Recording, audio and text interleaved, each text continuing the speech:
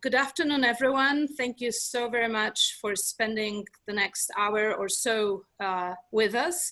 We plan to run an hour-long discussion followed by half an hour of Q&A, and we hope you will stay for that. You will stay for that as well. My name is Monika Fabijanska, and I am the curator of the exhibition titled Ecofeminisms, currently presented at Thomas Erben Gallery in Chelsea, in New York. This exhibition is on view until July 24th in the physical space of the gallery from Monday to Friday, 11 to 6. The meeting today, the conversation starts our online programming, and all the programming, of course, for the exhibition because of the coronavirus is happening online. So we will have these 3 conversations on 3 consecutive Wednesdays at the same time with artists participating in the exhibition and special guests. And we will also soon post a gallery walkthrough with my commentary on the works in the exhibition, shot live in gallery space. So we will basically bring the exhibition to you, and that should happen later this week. So without further ado, I wanted to introduce the gallery owner and director, Thomas Erben. Usually you want to cut your thank you short. I could go for an hour probably. I will only say that we became friends when I was working on my previous show on the representation of rape in American women's art.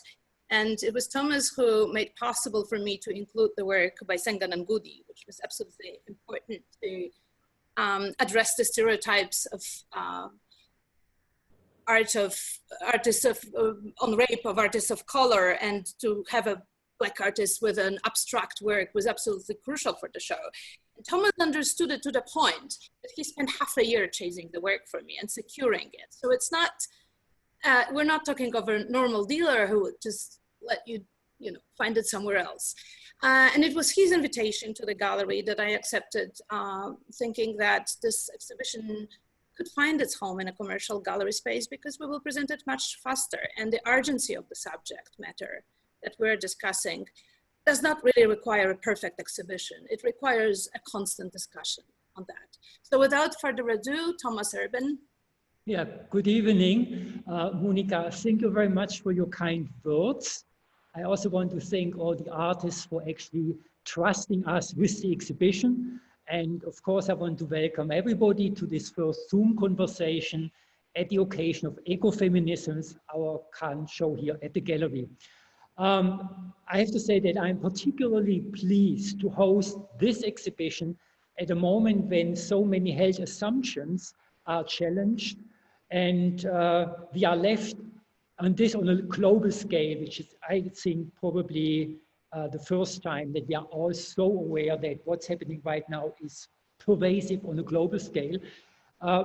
What leaves us now with a sense of being unmoored and a pervasive sense of insecurity. One of the most important questions, which I think is currently our ecological crisis. So many crises are currently surfacing, but what unites us all basically as a species is that we are living on this planet, and we are in our environment. We are a part of this environment as a species. I think a particularly important contribution of this exhibition is now that it offers us an examination of the conditions, the underlying structures which brought us to this point of crisis. And it's only in addressing these that we can genuinely affect change. I'm passing now the word back to Monika, who I'm sure is very well prepared and will guide us now through this conversation. Monika, it's back to you. Thank you. Thank you so much. I wanted to greet the artists who are the main characters of today's conversation, Lynn Hershman Leeson, Mary Mattingly, and Hanae Utamura, and our special guest, Dr. Julie Reiss, whose specialty is environmental art. And before I will read their bios, and they will present and discuss their own artworks, which will be the beginning of our conversation, I wanted to give you a very short introduction to what the exhibition really proposes, which will serve as a backdrop to this conversation. So first of all, I understand this exhibition as a research project. I myself question the term ecofeminism, and I wonder through this project whether it is useful to us as a historical term. What could it mean if we only consider art made in 1970s and maybe the beginning of 1980s as representative or specifically ecofeminist? Or can we use this term in referring to contemporary culture as well? Is there any connection, any continuation, or quite to the contrary? And to have this, we have to have in mind that not only the situation of women artists on the market changed radically during the last 50 years, but also our concept of gender changed. So can we really ask the question that a feminist artwork devoted to environmental issues is in any way different from a work made by a male artist or a person who would not identify with either of those terms, but somewhere in the middle, or none of these. So these are open questions, and this is what this conversation should serve. And I'm sure that we will hear many aspects about many aspects of environmental and feminist art, which will inform our understanding of these. I can only share 4 specific features that I found repeatedly connecting and present in all the early artworks. And these are, first of all, the early ecofeminism is really founded in spiritual, ecofeminism is founded in spiritual feminism, meaning the belief that the culture, the divide between culture and nature, the male and the female element, and of course the mind and the body can be reunited. Very often artists use rituals of cleansing, of healing, of caring. And that is an aspect that has not been very present in our research in recent years. The second element, which of course links this art to all conceptual art, is the announcement of painting. In women's case, in feminist artists' case, it has a specific underlining, meaning not only that they are not included in art galleries in the early 1970s and even later, but also they act against the idea of genius, of a finished masterwork, and try to find a new way of making paintings that would include or be based on the idea which is present in nature, which is a constant change. With it goes, of course, natural materials and the efforts not to leave footprint. So if you think of land art, for example, classical examples would often include using machinery. Women en masse, with exception of Agnes Dennis, would avoid this. The third point is radical leaving of the gallery space. Of course, nobody wanted women there to begin with. But once they were not allowed the gallery space, they, I think, pushed art to really radical ends. And especially women who started working with wastelands, reclaiming wastelands, cleansing the contaminating soil and water. And we have a few examples of that in the exhibition. Lucy Lippard brilliantly called them garbage girls, because male did not do that kind of work at all. And finally, what is very, very typical for that early ecofeminist work, and another of its fundaments, is understanding of a certain intersectionality, meaning that the same Western patriarchal trends in philosophy and religious systems are used and built to enable abuse of women, nature, and the native people. And these 4 points I've found overwhelmingly present in these works. I'm not sure they're all present today, some are not. But that's our backdrop for the conversation. And for that specific reason, I invited a scholar who specializes in environmental art, but does not represent a feminist perspective, and whom I hope will add a lot to this discussion. Julie Reiss is a pioneering scholar in the field of installation art. She is the author of From Margin to Center, The Spaces of Installation Art, MIT Press 1999. In addition to numerous articles and reviews, Julie has spoken on panels related to art and the climate crisis, including Shifting Domains, Artists Respond to the Threatened Ecological Commons, Marfa Ballroom Dialogues, 2013, and Landscapes and Anthropocene, College Art Association, 2016. She chaired a panel on art in the Anthropocene at the 2017 Conference for the Council for European Studies. She is the editor of Art, Theory, and Practice in the Anthropocene. Sorry, I lost the line. In 2019, she organized the symposium, The Role of Art in the Environmental Crisis at Christie's Education, and was the guest critic on the same theme at the Brooklyn Rail. She directs modern and contemporary art and the market, an accredited MA program at Christie's Education. Welcome, Julie. And let's first jump to the artist presentations, and then you four will take it over. So the first artist from whom we will hear about her work in the exhibition is Lynn Hershman Leeson, an artist and filmmaker acclaimed for the pioneering use of new technologies through which she addresses issues such as trauma, identity loss, and the relationship between the real and the virtual. Her work in media-based technology pioneered digital art forms. She also made some of the earliest works that used artificial intelligence, biological computing, and DNA manipulation. As a film director, she wrote, directed, and produced Strange Culture, Conceiving Ada, and Technolust, all starring Tilda Swinton, which screened at the Sundance, Toronto, and Berlin festivals, and a 2011 groundbreaking documentary, Women Art Revolution. Hershman Leeson's 2014 retrospective, organized at the ZKM Karlsruhe in Germany, traveled to Yerba Buena Center in San Francisco in 2017. Her works are in the collections of MoMA, Whitney Museum, ZKM, LACMA, Asif MoMA, Walker Art Center, Berkeley Museum of Art, and National Gallery of Art of Canada, among others.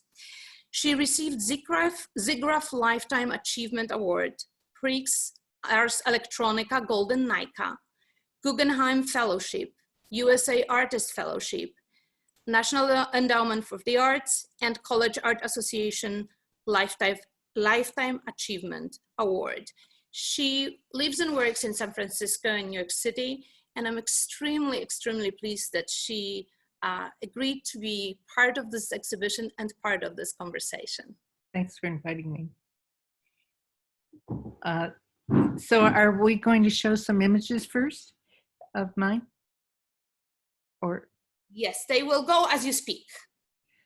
Okay, so much of the work that I do kind of addresses issues that nobody talks about in varying environments. And some of the early works dealt with cyborgs and the inability to really breathe in a culture that was so suppressed, particularly women.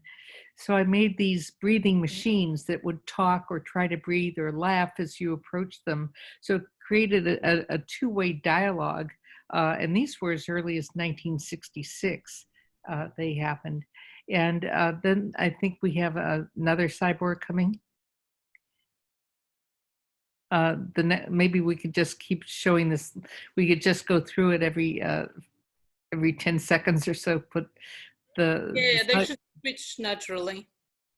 The next cyborg is more of a looking inside yourself, or looking inside individuals. So this again was 1966, and it was, there were the question of like the interior breath and the interior mechanisms, and this was also around the time the word cyborg was actually coined at that time.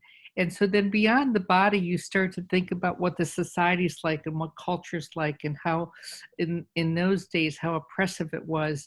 And that was part of the reason I created something that it was a character that would go out into the world, and her name was Roberta Brightmore. Maybe we could show a little bit about so this was Roberta. That started a few years later in '72, and it was a woman who really reflected the and refracted the position of a single woman during that moment in time. And she lived almost for 10 years, and in that time she set up a system of creating objects and archives that one proved her existence, and also became kind of a archive that one could look through later to understand some of the prejudices that women faced.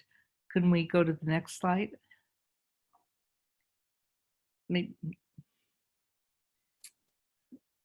Tyler, can you upload one slide after another Yeah.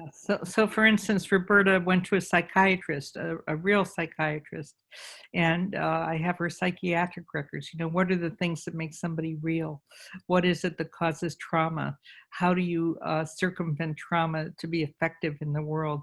She also did things like create records of herself. Like she got credit cards. She had driver's license. She had checks. I think because this was pre-computer, I was able to get away without being arrested for identity fraud. I think 10 years later, it would have been more of a problem. But these are the things, the accumulated artifacts that are the things that identify who we are and identity and how we're perceived. So let's go to the next image. And Roberta was a record of the prejudices that women faced during that time. Everything was wrong with her life, and she could not participate in the culture that she was trying to live in. So a few years later, 20 years later, she came back as this character named Cyber Roberta. And the way this character operated, it was just when the internet was getting started. And you see that she had two eyes, or I call them icons. And you can go to it now, lynnhershman.com/cyberroberta. You press on her eyes and telerobotically her head moves and takes whatever she sees and posts it on the internet. So she became, in a sense, what became nanny cams, and a way of really creating a broader articulation of how to communicate and surveillance and paranoia using the internet to speak about and to reach out to a even broader audience than Roberta herself could. Well, the earlier works were single object works that you showed in galleries, except that galleries didn't show women. And then the works that came afterwards, with Roberta going out into the world, and then Cyber Roberta. So let's go to the next image. So part of Roberta was, that she was a transient person that evolved over time, and most of the pieces I do evolve over time. So they're performances in time, and I wanted to create something that would show the idea of evaporation as a performance, a transcendence, and a regeneration. And so I made Roberta into water drops.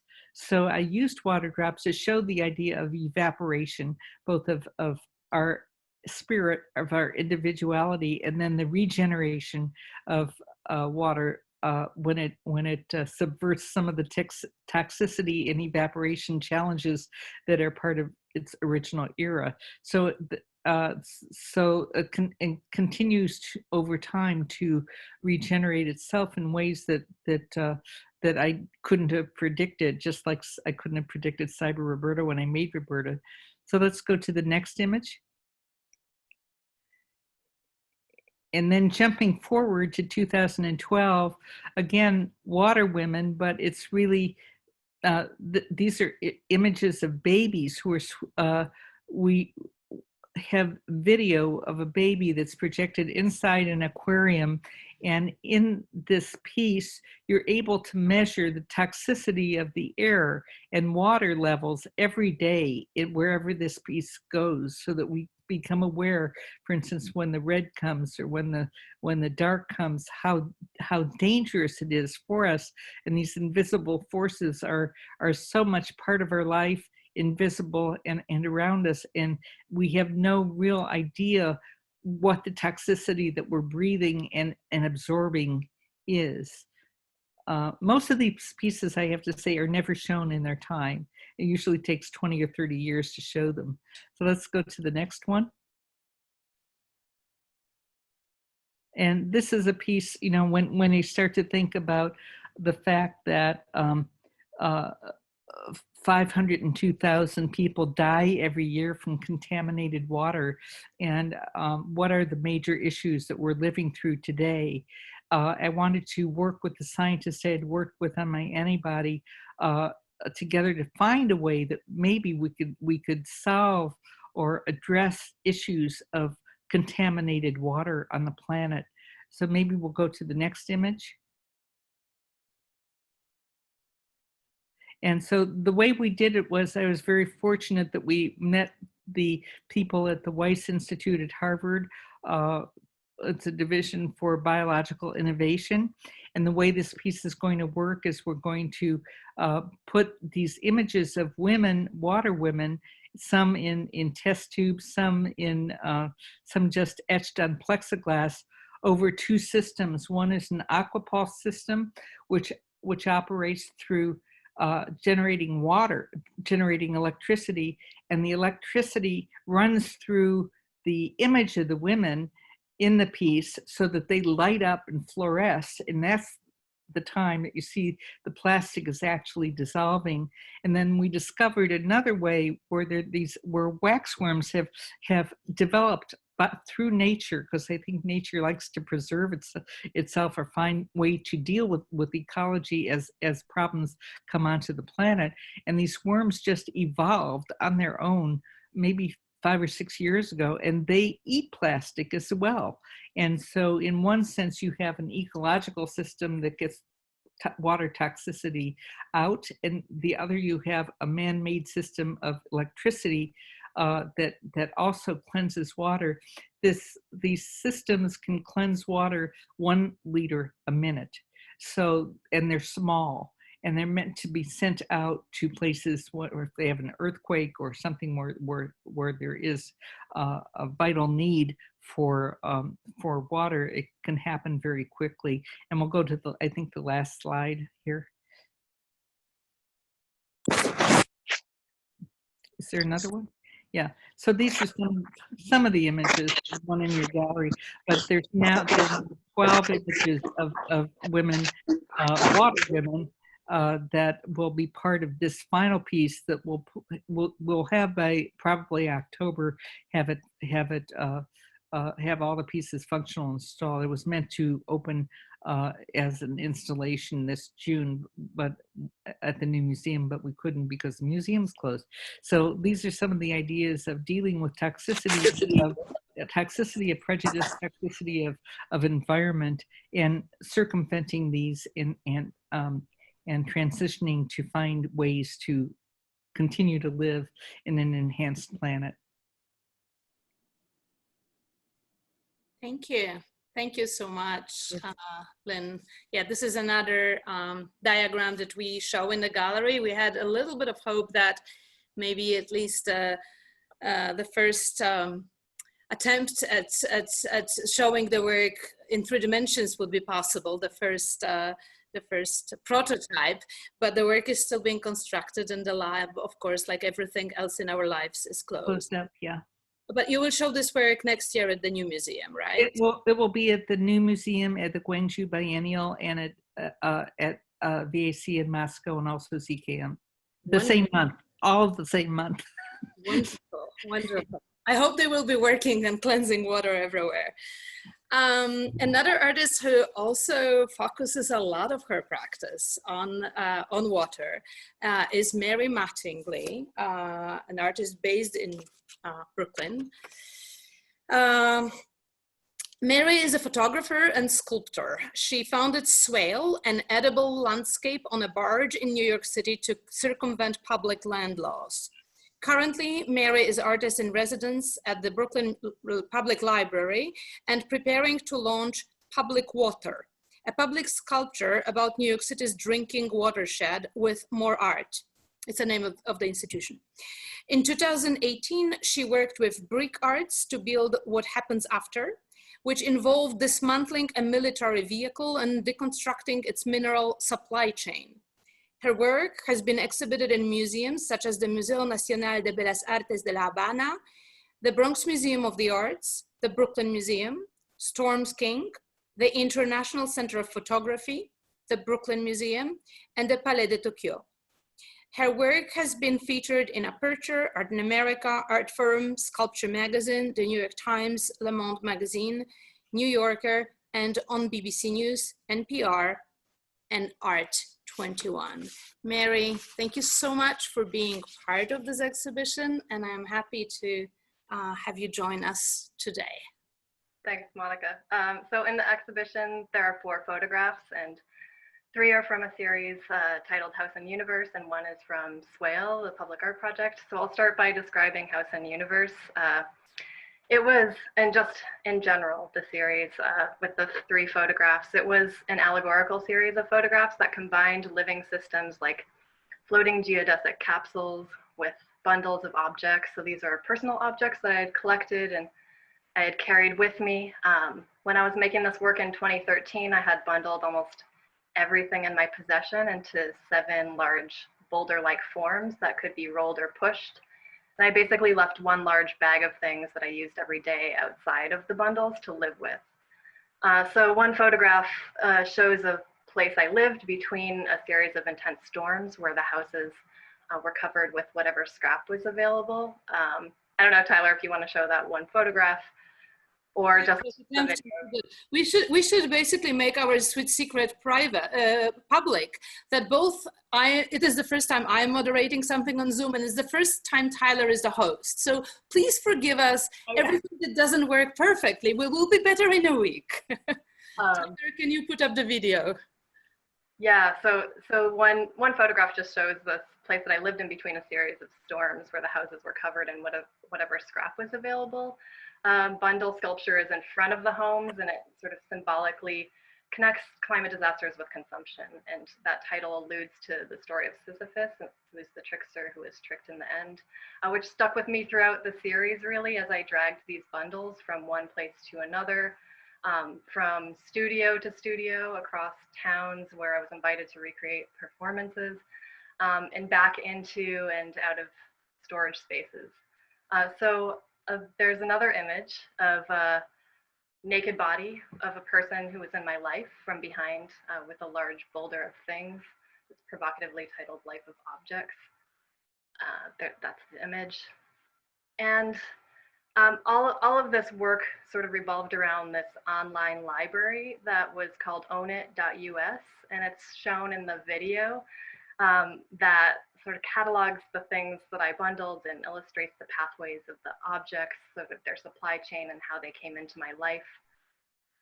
So if the information wasn't readily available, then I would try calling the company to learn more, or make a digital file of each object, either an MP3 or a PDF or a 3D file. This is a screenshot of the website, so you could go to it, email me, and I could send you the file. And I've spent considerable time. You can just let this play or the next video. But I spent considerable time living in and within ecosystems or shelters that I've co-built, and some are pictured in that series, House and Universe. Those experiences have asked me to really reconsider my surroundings and to vision how collections can function as monuments to consumption, and how, as an inhabitant of New York City, I can make the collective monument called a landfill. I'm sort of part of that, right? So, so the video that I think Tyler will pull up now shows the absurd performances that sort of I would pull these bundles through New York City, really to emphasize the weight of these objects. Here I pushed a bundle over the Bayonne Bridge between Staten Island and New Jersey right before the bridge was to be renovated so that the largest post-Panamax ships could reach the port of New York, New Jersey. At the time, the Bayonne Bridge's lower height really slowed down port traffic considerably, making the port less relevant to the global shipping industry than, say, ports in South Carolina or California. And yeah, so absurd performances in public, documented sort of all, and I can talk about the fourth photograph in the exhibition, which is Swale. So Swale is the name of a floating food forest on a barge that I led and co-built with a number of partners citywide, from civic groups to individuals who may be here, like Kat Kiefer and Amanda McDonald Crowley. It docked at piers in Brooklyn and Governor's Island and the Bronx, adjacent to New York's public land on the Bronx River, beginning in 2016 through 2019. So as a public artwork, it utilized the common law of the water as a loophole to do what was illegal on public land. So Swale was a platform where anyone could pick fresh foods for free, which is an illegal public act when committed on public land in New York City. So I thought of Swale as a folly, as something that's out of place in order to surprise people and to ask people to reconsider their surroundings. As it grew, it really resembled this landform or small island that was bobbing on the water. But when you were on board, I think sitting on top of a small hill, the city appeared to be moving, not you. Swale docked at the Bronx River, adjacent to Concrete Plant Park, neighboring Hunts Point, with the help of Youth Ministries for Peace and Justice, and really acted as a catalyst for what could happen in public parkland there. It was run by 15 young people through the state's Summer Youth Employment Program, who at first they'll tell you they really were looking forward to being somewhere in air conditioning that summer, but then later I think they tell you they really loved stewarding Swale, and now some of them are environmental ambassadors, or some of them do work with food and environmental justice. A number of organizations supported Swale in the Bronx, including the Bronx River Alliance and the Urban Field Station, as well as a parks commissioner who was really willing to take a chance. And in 2017, New York, in part at least, backtracked on its foraging law and launched its first foodway in Concrete Plant Park. And I'll just say, in a city with only 100 acres of designated community garden space versus 30,000 acres of public parkland, the foodway is a place where anyone can come 24 hours a day and pick fresh foods for free. So the work that is here, I think, and the work that I do in general, sort of straddles the allegorical, whether through storytelling, whether with storytelling through photography or co-creating stories through public artwork. I utilize photography because it still tends to be seen as believable and possible, and public artwork really prefigures what's possible by modeling it and co-building processes that allow space to vision together. So taking visioning as far as possible until it can actually help create the way a social system is run is a lofty goal. Thanks. Thank you very much. We're getting there. with the images. The third and last artist who's on the panel today is Hanae Utamura, multimedia artist working in video, performance, installation, and sculpture. Hanae received her MA from Chelsea College of Art and Design and her BA from Goldsmiths, University of London, and exhibits extensively in Asia, Europe, and the US. Numerous international residencies and fellowships include Akademie Schloss Solitude in Stuttgart, Künstlerhaus Bethanien in Berlin, Pakt Zollverein in Essen, Art Omai in Ghent, New York, Santa Fe Art Institute Residency, Aomori Contemporary Art Center in Aomori, Japan, National Museum of Contemporary Art and Chandong Art Studio in Seoul, Korea, and Florence Trust in London. She has been awarded NIFA Immigrant Artist Mentoring Program here in New York City, Shiseido Art Egg Award, Japanese Ministry of Culture Grant, Pola Art Foundation, UNESCO Ashburn Bursary Award, and Axis Florence Trust Award. In 2019, Hana was a visiting scholar at New York University as part of Japan-US Exchange Friendship Program in the art. Utamura is based in New York and Buffalo. Hana, to you. Hello, everyone, and thank you for joining tonight. So I would like to introduce the work. Tyler, you can start playing all three Hana videos as she speaks in the background. I hope you can hear me okay. So I would like to introduce the piece that I'm showcasing in the exhibition, which is a very early work of mine, a video performance series which was created in 2010 to 2013. And it came out as a part of my research under a question of what progress means, and which was quite related to my experience in corporation, working in a company in Tokyo. And in this performance series, I made a set of rules, 3 rules. So the first is no rehearsal and just only happens once, and work with the date that I chose to do, and work with the weather as a given condition of the performance. And second is no public announced performance. So usually I set up the camera, and camera is the only witness, or sometimes there is a person or who is watching the camera, but it's mainly kind of private action. And the third is starting out from my intention, but then the work incorporates with the intention something beyond in here, namely the nature or the weather or phenomena that happens after the piece. So the timeline of the performance is basically, it's including also after the action that I'm doing until my trace basically disappears.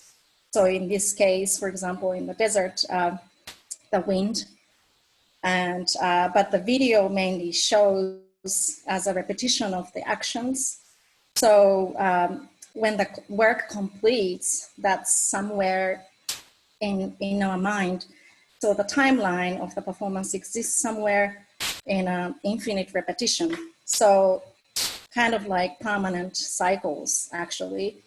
So it's a little bit different from this continuous timeline that we live, but could be quite more ontological.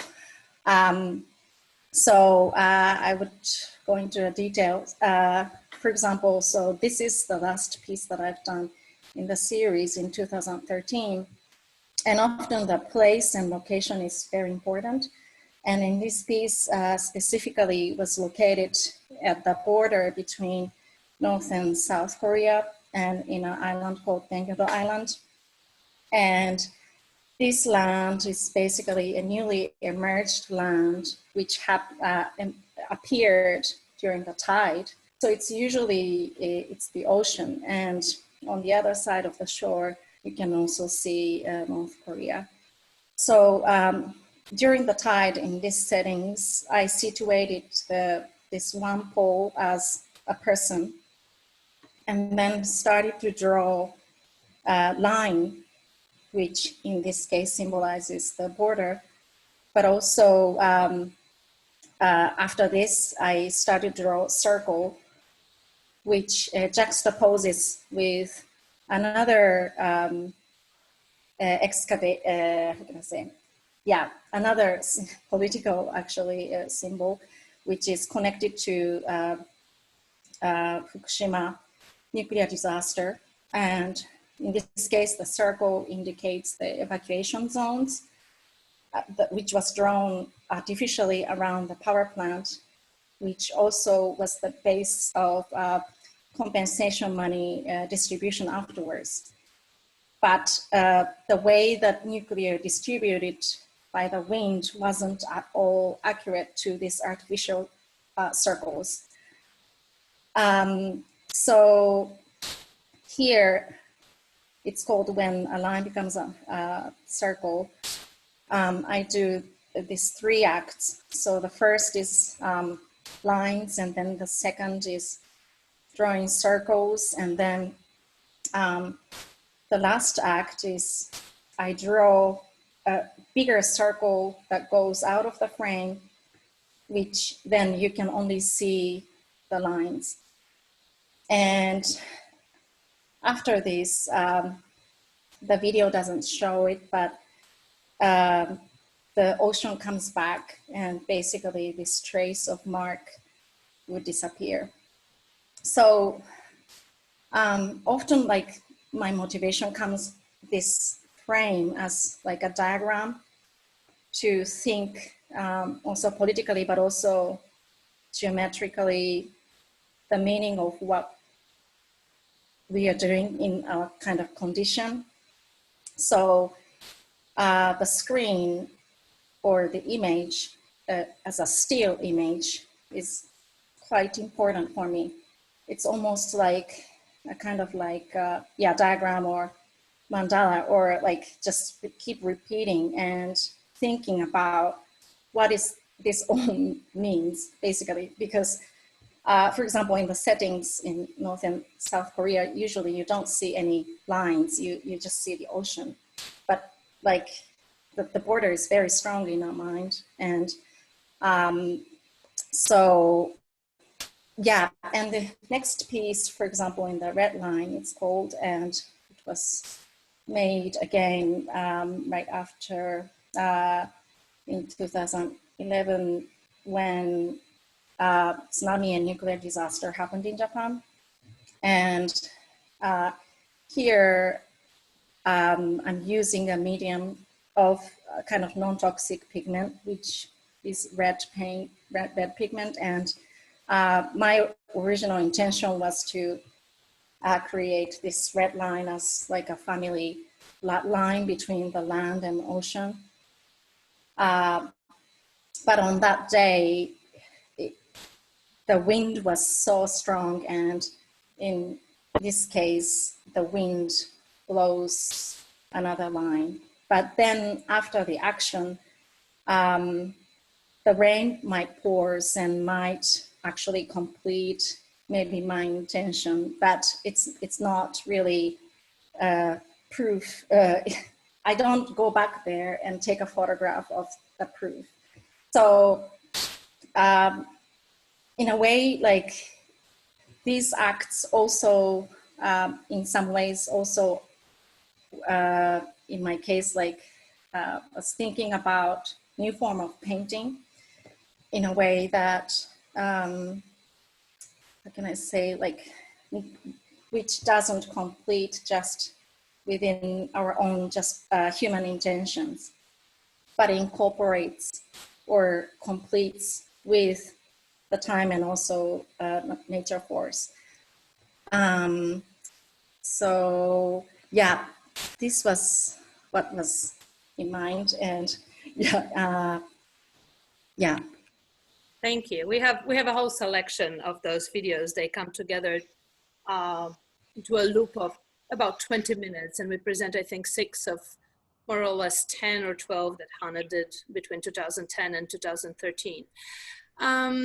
I would like to now switch us into a conversation mode, and I hope that Julie will help us get in this mode with her comments maybe on how science and art come together in environmental practices, and maybe reacting to what the artist said. And I hope that you will also comment on how do you interact with science and with scientists, and what consequences does it have for you and for us?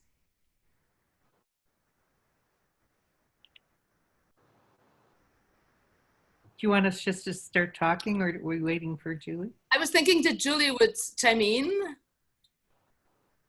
Julie, can you hear us? We cannot hear you. I know, I had muted myself during the presentation, so I wouldn't make any noise, I'm sorry. First, thank you to all three artists. You know, last June, I edited something for the Brooklyn Rail. Mary was good enough to submit a text to that.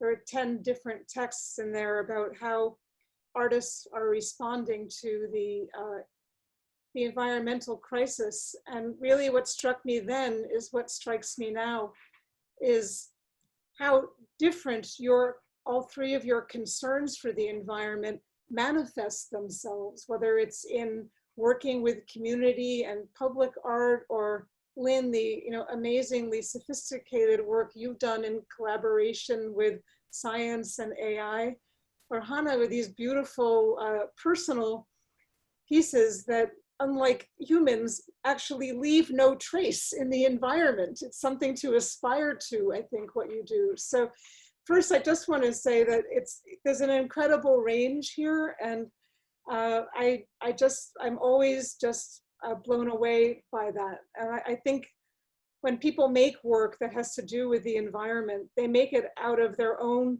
concerns as human beings. And so what they do is going to reflect so much about who they are. And so I think that's how I would sort of begin this. You all work with science in a different way. Mary, I heard you speak at the Night of Philosophy at the Brooklyn Public Library this winter, and I absolutely loved your discussion. Mary began with the macro. I mean, she was just out here on the globe and slowly, slowly, slowly brought issues of water and politics and economics around to a particular bit of water in a particular place. And the amount of research that you had done and the way that you could speak of all of that, I think your entry point to science to me is based on a kind of social science. How do all of these things fit together, and how do you in the end make it something that people can connect with? And that's sort of one way to do that. And Lynn, you know way more about technology than I ever will, but I just, I love your statements about how artists can help scientists be more intuitive. And I was talking with Monika yesterday about how different science-based organizations have begun to work so closely with artists. The Natural Resources Defense Council has an artist in residence. Now the Audubon Center wants a society wants an artist in residence. Union for Concerned Scientists is doing projects with artists. It's a kind of natural pairing. And on the one hand, you could say intuitive artists, logical scientists, but so many artists have this research process that's not maybe as different from science as we think. And I imagine that those collaborations, whether you want to think about environmental humanities programs or feminist science, people like Donna Haraway, these different ways of coming to science. I think that that's something that you've really led the way on. And Hana, your work is ultimately science-based in terms of understanding the environments that you're working in and the environments, the fragility and the threats that they're under. And yet you were able to personalize it in a way that I think everybody, I speak for myself, but I'm absolutely certain I'm not alone here, can connect to that feeling that you have, sort of the enormity of all of it, and how you can try to push back against it, make it your own, understand it, grasp it, but ultimately leave no trace. So I guess long answer to Monika's question, we're looking at a time where nature-culture boundaries seem very, very fragile. We can't really talk about a pure nature anymore that's not altered in some way by human presence living here. We're looking at a blurring of boundaries between science and nature. And I think your works, all of your works somehow touch on some of these things and offer models of how to be here in a really hard time. Does that sort of answer your question, Monika? I don't think you can answer any of those questions. I think we open the questions farther. I would like to ask Lynn and Mary and Hana, how do they, what's the nod, what's the nature of your collaboration with scientists and science? Because, you know, if we look historically, we can think of two models. We can, of course, think of the role that art played before modernism. Think of Leonardo da Vinci, right? Where art really was a tool for cognition. And but we can also think of a very traditional way in which artist serves as an illustration, you know, basically somebody who feeds in illustration to certain concepts. And I think that you all use both, and you use very different approaches that are new. And I would like you to talk a little bit more about that. I mean, I think that the scientists I work with have the same qualities as artists. You know, we all start out with a goal, and they have certain ways of approaching something that are use a particular discipline that the best ones don't pay attention and invent their own way of solving a problem. And I think that that's the way artists work as well. So if you work with fabricator, for instance, you know, they have certain skills to make something, and you come together and you invent something together that neither of you would have been able to, even though you both have the same ambition at the start of it. It really broadens the possibilities of solving something and making it, putting it in the world in a poetic and effective way. I mean, I've had a great success with the with the people that I've worked with, and we continue to work together. They're generally not just one project. Yes, because this is part of the one of the groups that you're working with now on the current project helped you construct antibodies, right? Yes, that was Thomas Huber from Novartis, and we had such a great time working together and making something. We didn't know what we were going to do and making this, and then we started to think about what are the issues that are really vibrant and alive that need to be solved on the planet today. And we came up, of course, with the idea of water. And I think because Thomas was a renowned scientist, I was able to then meet other people quickly. Sometimes when I'm working alone, it could take me 3 or 4 years for scientists to respond to my nonstop requests. But with Thomas, we're able to move right in and get the approvals and start to go forward to solve this issue, which I think that this project will be really effective with. So it's really, I think, broadens your way of thinking, because they have a base understanding that it's not in my experience, and then it reverses itself. So in a sense, it's like a DNA form, you know, of us sharing information. So the way you describe it, I understand that you are with the scientists all the way through the project, and the projects that have eventually some appliance in the, let's call it the practical world. You are involved in them as much as the scientists influence the final product, which is art. So it's all, it really twists together, although I have to say that the technology and the science that actually made the process for the electrocution of plastic is something that has been developing for many years at Harvard. So I can't claim to any ownership of that process, but working together, we did create these artworks.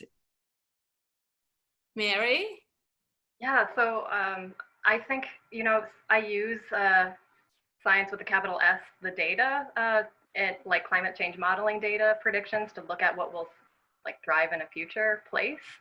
I would say though, different forms of science, like biological or geologic or social, do really drive me to make artwork in general. So I think, yeah, my answer might be more general, but you know, from learning about industrial farming practices as a young person, living in a place where there wasn't clean water to drink because of farming practices, made me aware of issues surrounding health and science, and even I think basic forms of water purification with carbonated charcoal.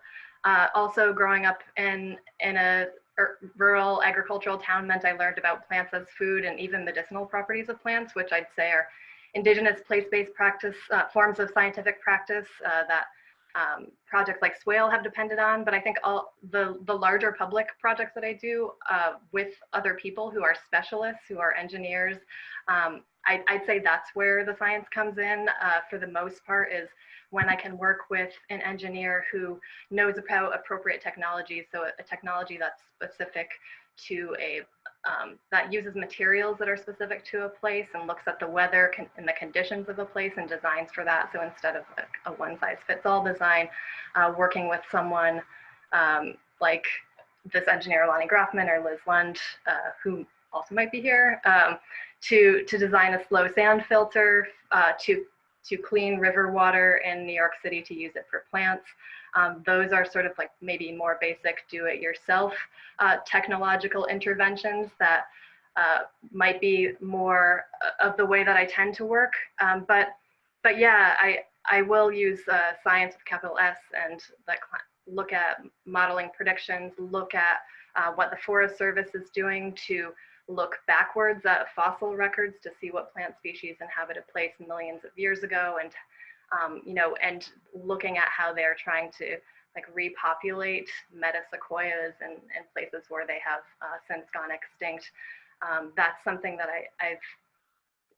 data like that is something that I've tried to utilize in different projects in order to like create that folly again, I'll use that word, where it's sort of like something that's out of place. And the example that I have is this project in New York State called Along the Lines of Displacement, where palm trees were brought from agricultural zones 9 and 10 to 6 and 7, which is upstate New York right now, which according to climate change predictions in 40 years, those plants will be seen on the regular there. And so I think what that reminds me is that this is a time when geologic time has caught up with human time, and that I'll regularly see these in my lifetime in a place that I'm just not used to right now.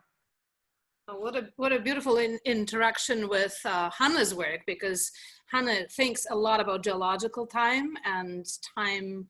She has a very philosophical approach to how science is present in our lives as a way to negotiate with our presence with nature. Hana, would you like to comment on that?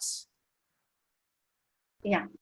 So science for me has quite a personal touch to it. In terms of growing up under a father who was nuclear engineering, who was involved in nuclear engineering. So I would separate science and maybe technology, but science as a kind of approach of human curiosity to really explore the world. And on the other hand, technology as something that is based on like, could be humans' idealism. I mean, for instance, like in my lifetime, I experienced again, like, well, growing up, nuclear energy was believed also to bring equality, and also, well, it was kind of introduced, I mean, like at least my father believed in it, that it would solve the world's energy problem. And having also a consequence of that, it always enholds this more humanitarian wish, longing, and technology progresses, but then always consequences are unexpected. So I guess that's where also the question comes in my practice, which I didn't mention in the earlier work, but the trace and also the disappearance of, well, for example, like the Sahara Desert, and kind of cleaning as also brush, but leaving, well, so try to flatten the surface of the desert, which was the purpose of my action, but then leaving the trace of footprint, which is totally kind of unexpected. And kind of like these two cycles are always in my head when I think about science. And I also recall, like, but also science and holds somewhere like the timeline that is beyond our lifetime, which is connected to geological time. But I give you an example of when I visited nuclear fusion science lab in Aomori in Japan. And it's a lab that is still not realized, but using the similar technology as sun produces the life. And but it's still quite at the early stage, and nobody really knows. I mean, when I talk to scientists, they are talking about something that might not be realized in their lifetime, but really, really detailed steps every day, like recording the numbers. And it's considered as clean energy, but yeah, we don't know yet. And so, yeah, to me, yeah, I wish also that science and maybe also humanity field could work together maybe more, that in terms of, yeah, in this kind of, yeah. Thank you. I wanted to remind everyone that the artists are as much for you as they are for us, and that everybody can ask questions. We've already talked for an hour.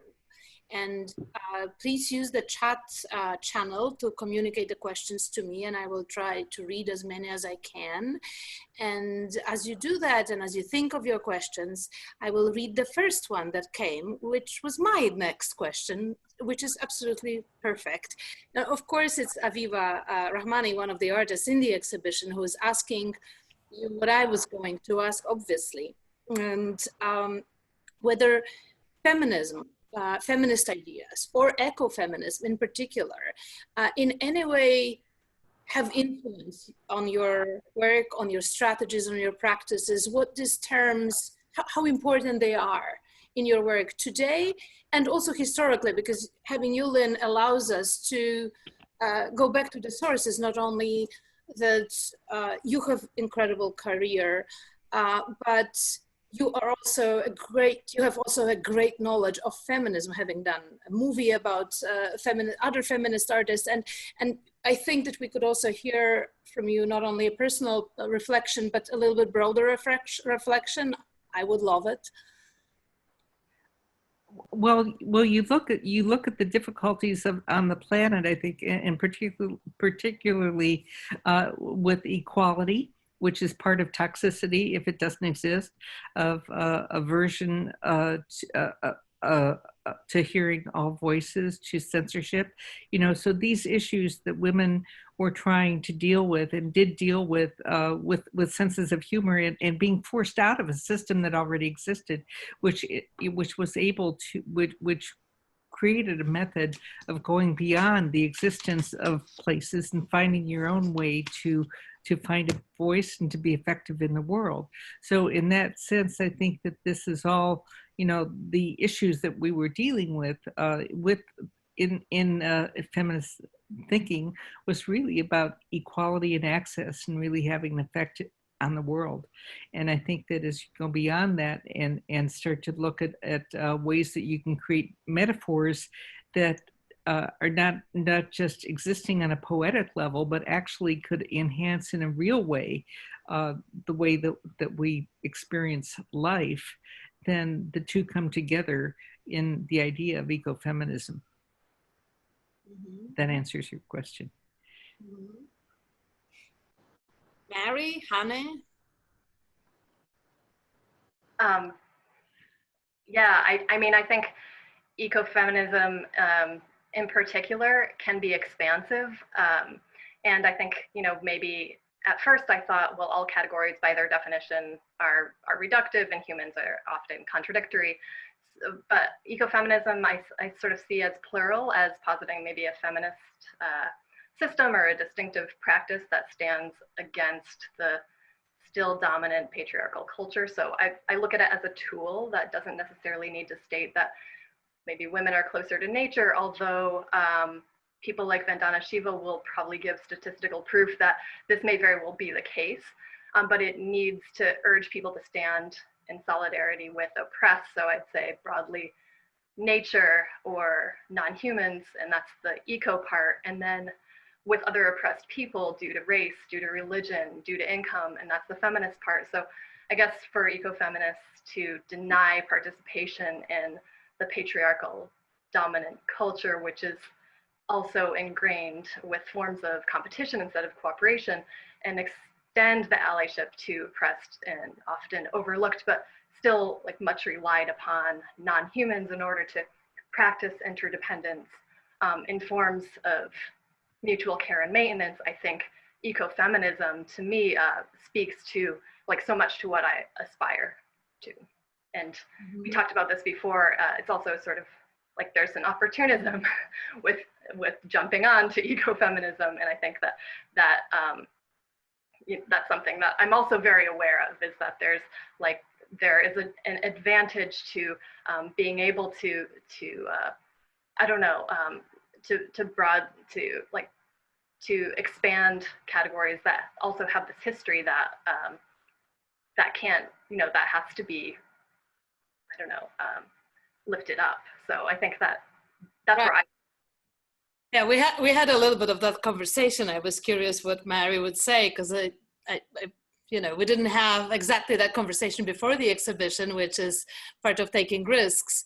And I was always thinking that I always answer to this idea that labels are diminutive or narrowing potential meaning of your work in a very simple way. I believe that there were many quite successful women artists in the 19th century, and the reason why they did not become important for the posteriority is that they were not written about and did not become part of history. And I speak from the perspective of a feminist art historian. The tool that I have is my pen, right? And I need words to write, and with words come labels. So my only hope and understanding of this process is that other people will also contribute different perspectives, and that ecofeminism, if it's valid, it is not the only way of looking of your work. Even environmental art would not be. You cover, especially, there's some artists in the exhibition, actually most of them who most of their career devoted to ecological concepts, but there are others like Lynn who did not, for whom the subject comes back and disappears. And you cannot define an artist by one label. I never meant to do that, so I just wanted to make sure. And before we go to Hana, I actually have a question for Mary that is a continuation. It would be nice to bring it here. Somebody asks, I realize it's related to earlier work, but I'm very interested in hearing more about her research on collecting/collections and consumerism and how that relates to ecofeminism. It seems to me in some ways very personal work. And I remember when I first saw that work, I was reminded of the photos we see of people in Asia with bicycles filled beyond imagination. Yeah, I mean, I think, God, there's a lot of questions in there. I think about system science and economics, and to sort of delve into a supply chain of an object has helped me make sense of a violent world through patterns that I think all rely on decentralization, making them almost indecipherable. So, and I think I really focused on this in terms of photography, because that was what I was, relying on, that I think has the heaviest supply chain, and thought about, I guess, the role, how that the camera that I photograph with makes me quite complicit in the system of global oppression, and sort of from there trying to imagine what's possible. So I think some of the earlier work is maybe starting from a place of figuring that out, and then maybe the public work gets to the point of thinking about what's possible. So I think, I spent a lot of time looking at Cobalt and the camera, and then how it was connected to the military vehicle that was built by Oshkosh Defense, which really models this decentralized system that I think almost eliminates the space for an ethic, because there are so many brokers and there are so many companies in between a place where the mineral might be mined, you know, in the same country that is at war to make the weapons, you know, for the very place that the weapons will be used, I guess. So I think, I'm not sure if I'm clearly answering the question, but I think that through allegory and starting with the story of the place where I believe that we're at, and then transforming that to the place where I hope we can be, is what I again aspire to do with our work. So I don't know, that's actually wonderful, because from my many conversations with environmental artists, I often hear the lack of hope despite the work being done, and I hear hope in your statement. So that's something absolutely wonderful to hear. Well, I mean, I don't know how to function without hope. I can tell you, when I was making photographs all day and on my computer and you know, collaging things, and also I don't know, I didn't really have any hope. So I think that maybe being in public space, I think has been transformative for me. As much as I hope it. Very. Hana, can you comment on ecofeminism and feminism, yeah. or the lack thereof? Yeah, a lot has been really well said, and I appreciate what Lynn and Mary said. And just to add, I guess on top of that, to me, like, ecofeminism has two coins of side. One is more towards the critique, which is more for a pre-existing condition of the past, how the civilization had been, and then also for the future, also terms which is more of a tool to reimagine, like, what the world could be if the central object of influence is not, for example, like white man, but also this notion of human, which is, I guess, notion of man, is still, I think, imagined based on maybe man. I feel like there is maybe a new concept of what human can be or what it means. And essentially, like, again, in response to environmental concerns, namely decentralizing human, I guess that could be connected to also this tool, I mean, feminism as a tool and ecofeminism. And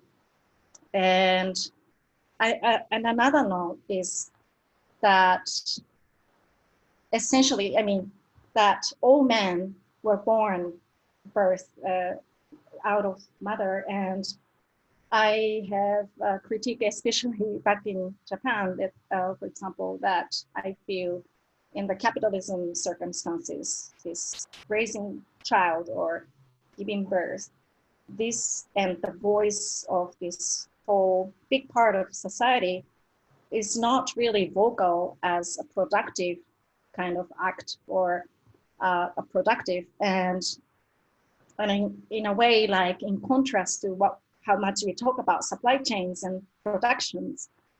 And I feel that is something about it, and that my country is also facing the lower rate of childbirth. But it's a very paradox also that I feel that questions back what human means, like, in this living planet. Some chose not to, like, give birth anymore because of the future concerns. Some chooses, and I feel that also that's something that is quite I feel that is in lack in a way. Yeah. Very interesting to hear all of you talk about this, because before I listened to you answer that question, I would have said there was really no use to the term ecofeminism right now at all. And so it's actually kind of wonderful to listen to ways that that you do feel that you have some connection, whether it's to a historical thread or whether it's to the idea of an imagined future or collaboration. Most of my research has focused on the idea of the Anthropocene, and the question there becomes, who is the human in the Anthropocene? Because there's an unequal culpability by the richer capitalist nations on, for example, the entire global South. And that puts men and women in the richer capitalist countries on equal culpability. We can't say that we're not part of that. We're complicit in that. We are absolutely on board with that. And there's plenty of men that are not part of the patriarchy in this world. So it's a troubling term to me that seems to potentially marginalize environmental art and women. And at the same time, the things that you are saying, I think, show how you can recuperate some of the things that are helpful about the term ecofeminism for yourselves and for your own work. And it's just an interesting observation, because when Monika asked me to be on this panel, it was in a way precisely because I don't come at my work from this perspective. I'll notice after the fact that everyone in the Brooklyn Rail thing that I edited was female, except for one person, or everybody on my panel happened to be female. But I didn't really think of it as a deliberate campaign. But I think it is important to to also place ourselves in the larger context of the global supply chain, of our own participation, and not somehow have our femaleness exempt us from that responsibility. I think that we have to remember that we really are in a symbiotic relationship with all living things. Absolutely. And that we have to think about our root systems, and root systems in general communicate in a much better and clearer way in being able to share information that protects them. So I think as soon as we start to get into a linear ownership path, it is very destructive to survival on every level. Yes. I'm reading the questions on the side which pop up and which are incredibly long. So it's very difficult to choose something for you. But before I do that, yes, I'm very happy that Julie's participating in a conversation. We had a conversation yesterday in the gallery, and of course her reaction was, I expected it, but what do you say? I mean, think Richard Long. And I agree. I think that so many of environmental works made by men and women are not different when we look at the works, but when we look at the intentions of the artists, if we have the journals, the diaries, or the interviews with artists recorded, and this is what I based on my research on the early ecofeminists, and we see their intentions, we see that there is a huge difference. Why they came to certain point, or why maybe women went into a more radical direction. I don't really know, especially historically, and a male artist who would deal with wastelands. We will speak about that a little bit more during the next two sessions, where we will have Aviva and Betsy Damon, Aviva Rahmani and Betsy Damon with us. Each Wednesday, we try to touch a little bit different subjects. Julie, so do you think, having seen the exhibition, having also combed through your let's call it mental collection of artworks that you've written about before and analyzed before, do you see any particular patterns, or does it all come across to you as just environmental art? You have to unmute yourself. Did we lose the sound? I work pretty hard to not see patterns. Sort of the pattern that I saw that got me into this to begin with was just that artists were putting themselves out there to address things that, as an art historian, I would have thought there was no way I could become involved or have a platform where that could become part of the discussion. And I really value that artists have been able to help move the conversation into a different venue so that more people could talk about it. In the 1970s, there was a move toward asking artists to reclaim land by making some kind of environmental art. Robert Morris in the 70s did a land reclamation project, for example. And there was a concern that artists were going to be, in a sense, used to cover up environmental damage. And there was a discomfort with that. So that began and that kind of ended. So, I mean, it's actually given me some interest in going back and, rethinking,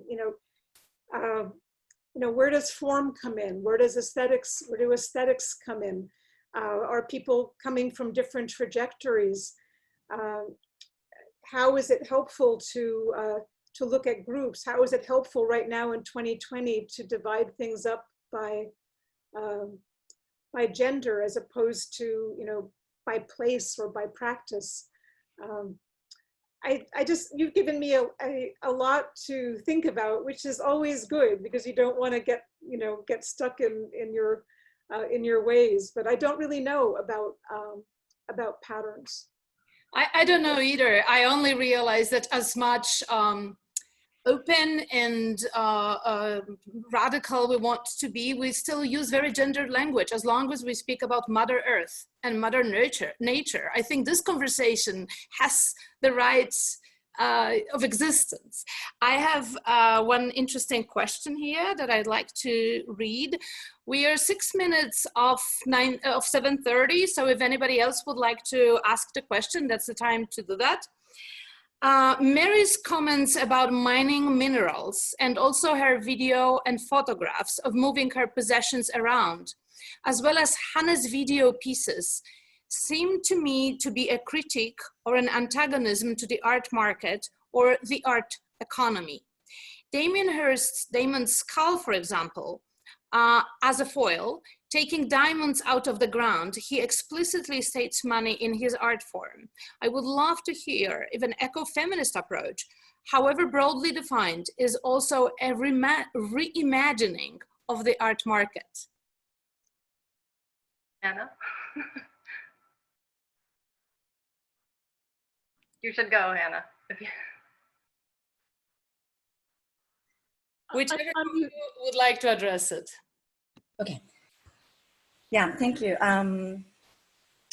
Yeah, I think I was conscious about that. And also I went true to my feeling that, as I said, this series came out of my experience of working in Tokyo and just the acceleration and accumulation of matters and objects, which to me leaded nowhere, or to keep the economy going, kind of led me to question of producing, again, objects. And to me, for example, there is in that series, I did a piece splashing water in front of the National Gallery in London, in Trafalgar Square. And that was definitely a kind of like a statement to using action painting gestures of, say, Jackson Pollock, and having that permanent collection in the National Gallery behind me, and using a cleaning brush again to splash the paint as painting. Again, permanent, the idea of permanence to me is in the cycle, not in the permanent form of object in a way. So to me, I just went through to my feeling, but yeah, you could say also the critique. I know we're veering from the question at this moment, but I read this incredible interview with Lynn yesterday at Art Forum, and you were speaking there about permanence and about recording your legacy. I don't want to spoil it. Can you talk about that a little bit too? Oh, you mean about in DNA? Yes. Putting everything.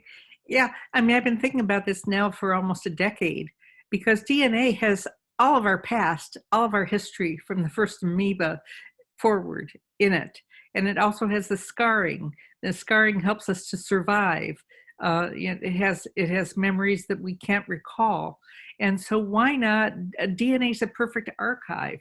And so it seemed to me that this was something that we could use now, because we've been able to invent, thanks to George Church at Harvard, we've been able to invent ways to actually use DNA and transfer almost anything into synthetic DNA.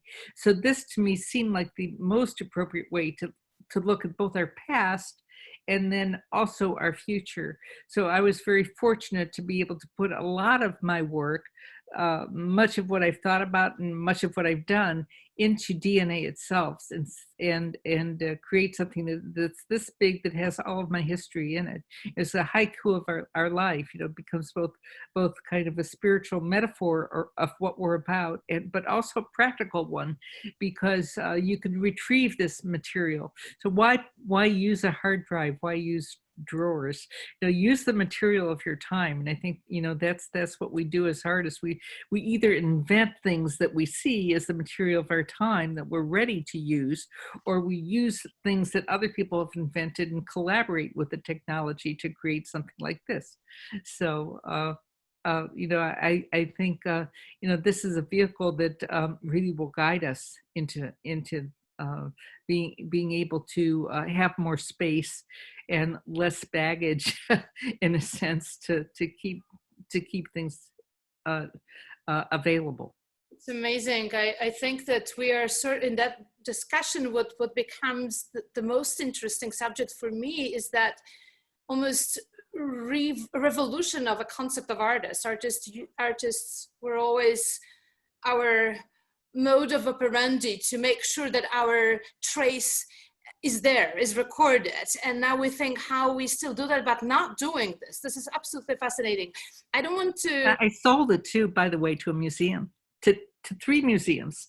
So then you have to think about what's the price of your DNA, and how do you prove that it's really your DNA, and what happens if it evaporates, and all these other questions start to come in. The same things from the old model of what makes art valuable. What's the addition of your DNA, Lynn? 5 and 1 AP. I wanted to go back to Mary, because the question really was addressed to Mary first, so I wanted her to answer that, and then we will have Thomas would like to chime, and I wanted Julie to have the final voice as well, and then we will finish the conversation. So Mary, Thomas, and Julie. Thank you. So yeah, I think that the bundles of objects were at first, maybe, I was thinking about their collectability and hoping that somebody would buy my things and I would not have them anymore. And, what happened is that I'm carrying them around and they're a lot heavier than they were. And they feel like burdens in a way that they really hadn't before. They were more usable. But I think, I really relate to pivoting away from traditional art spaces, although I believe it does have much to offer. But I just learned so much in public space, and I want to find more people who can engage in process of remediation and reimagining, I think, because the more people involved, sort of the less energy you feel is misspent when you feel like you're on the precipice of a crisis, which I would say is climate change. And being in public is about co-building coalitions. So I think public forums are where I believe my work can be most productive, and I see public sculpture and photography as both as public forums. So I guess that's how I'd answer that question. Thomas, you wanted to add something? Yes. Art market? About the art market. Yeah, since I'm a gallerist, since I'm an art dealer, of course, that's a bit my domain here. I'm a bit more optimistic about the idea of an art market, or what an art market actually is. So of course there's an utilitarian aspect of art where people simply want to have something beautiful to look at on their wall, decoration, etc. But then there's also the aspect of what we preserve or conserve. To come back to Lynn's idea of her DNA, etc. We also want to conserve or preserve, so to speak, our history of consciousness, as it's, so to speak, expressed in art. And so to end this a bit on an optimistic note in regards to the art market. So I've shown, for example, the work of Sengan Ngudi, and these are nylon mesh pantyhose pieces. They are filled with sand. So if you think of the materiality of these works, We couldn't guarantee that they will last for 50 years. And that's also metaphorically spoken, they change over time. You put up the piece, you know, since the sand has weight, it draws, it pulls on the material, so it never resumes its original form, which is again completely metaphorical here, the material and what the artist wants to express with these material choices. So, coming back again, for me, the value of art, or what then justifies an art market, or finally what really matters in the art market, is also significance of the work, what it means to us as a humanity, as a society at a certain point in time, how it has actually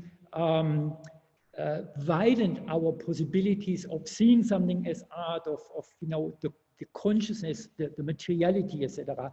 There are collectors who never have collected a painting, who collect only works on paper, photographs, a Hans Hacke installation. So the market is not as monolithic as is usually seen in more general critical discussions. I just want to chime this in as a perspective of a dealer who has experience with dealing with sometimes really difficult pieces and ephemeral works of art. Julie, could we have some closing reflections from you? Yes, this has just been so interesting, but I would just have to say that I agree with Thomas. I mean, I have spent the better part of the last 19 years running a program for people who want to work in the art world at Christie's Education, which is run out of Christie's, which is all about the market. And I got tremendous support for everything I've done from the auction house. And I think there are going to be many people who want to collect things that, in a sense, document this moment that we're in. It may not have happened yet, but I was just, as I said, very pleasantly surprised by the enthusiasm I encountered just at the auction house. And when I was writing for the Brooklyn Rail last year, I was really trying to think, well, what can art do? What can art do? How do we measure its impact? People are always asking me, how do you know if it made a difference? And, you know, I was becoming a little bit cynical because I had gone into this thinking, well, of course, it's just a problem of awareness. If people just knew more, there'd be no problem. But I don't think it's that anymore. I think people are aware. It's a matter of not really wanting to act on what they're aware of. But I believe that the visual art is part of the record of what we tried to do and how we tried to respond. And optimistically, assuming we're all still here in some form or another, there's a human race and a human culture, you know, 100 years from now, 50 years from now. I want people to look back and say, this is how the artists were responding. These are the records. This is what they were trying to do. And what you all are doing has to be part of that. You have to think of it into the future. Won't people want to know that we didn't just take it lying down, right? That there were people that were pushing back. And this is my hope from what all of you are doing, that record is actually really important for that. And hopefully the market will catch up to it for that reason. It's so fascinating where this conversation went. It's always the most interesting when you have to finish that. We were just beginning. Thank you everyone all the artists, Julie, Thomas, everybody who participated in the conversation, everybody who joined us as guests. Thank you, Tyler Vila, who is behind all of this. And I invite you all to join us next week and 2 weeks from now, also on Wednesday at 6:30 p.m. There will be different artists and we will definitely discuss other aspects of ecofeminism or environmental art or feminism. All these ideas are enormous and they cover so many subjects that I'm sure it will be interesting and we'll be probably much better at using technology. Also, if anybody feels like it, I'm very careful inviting, but certainly within the gallery itself, it's very safe to come. It's more difficult to get there. Getting on public transportation is of course risky, but if you have a safe way of getting there and if you consider yourself theoretically pretty much safe, you can try to join us. If you don't think it's a good idea, we will bring the gallery and the exhibition to you via online platforms and we will inform about this soon. Thank you all. so very much.